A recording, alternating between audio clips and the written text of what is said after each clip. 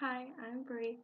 I know that I usually just post videos of me singing, or yeah, mostly me singing because I do a lot of covers and stuff, and singing is one of my really big passions, and I grew up with music. But I decided that I should do a video about something that I care about more than singing, to kind of put like a more of a description to my face and my name. Um, so something that I've been thinking about a lot.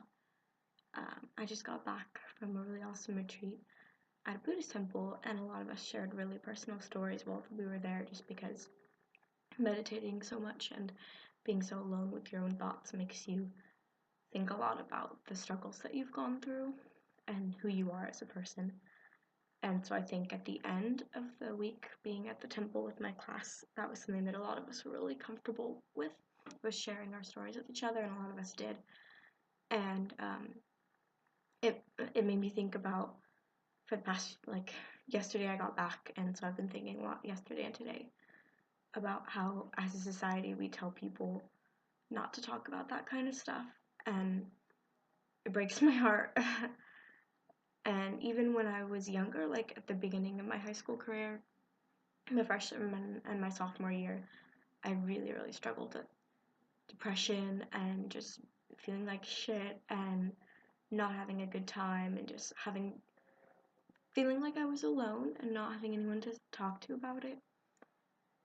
And I had really great opportunities to share my story with like my school, but that wasn't until like later in my high school career. But I had a lot of small opportunities along the way to tell people what I had been through, and kind of like make it a public thing to let people know that they weren't alone. But every time I did that, I would write a really passionate speech, and sometimes there were curse words, and sometimes there were things that were social stigmas that I addressed that people didn't like. And I would always have adults telling me after they read my speech, like, you need to take that part out. You can't say that.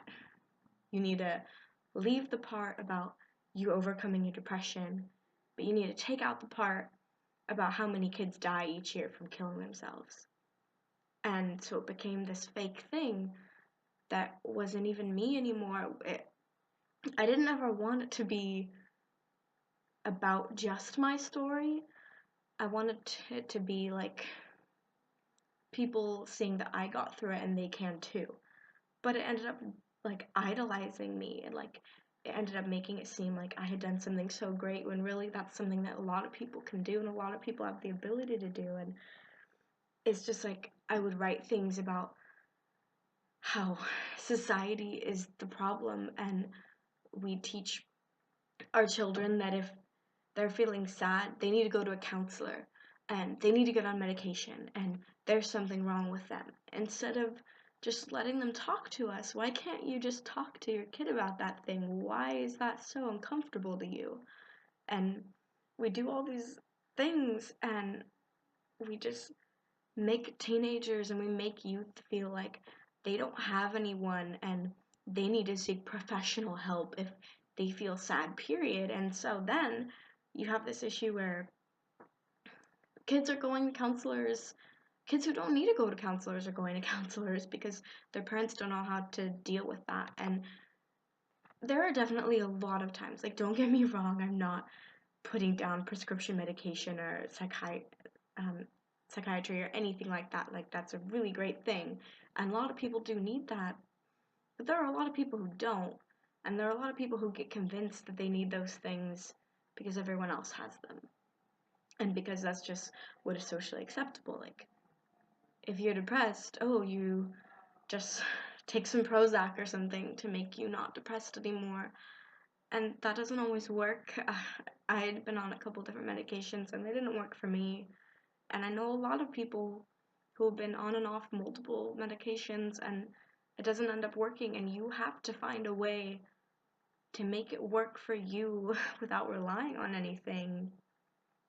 Um, it's just really frustrating to think about how people say, like, take out the sad part, and no one wants to talk about the sad part. No one wants to think about the percentages of youth who commit suicide in each state and the percentages of elderly folk who commit suicide, and just, we don't want to think about that because it's sad.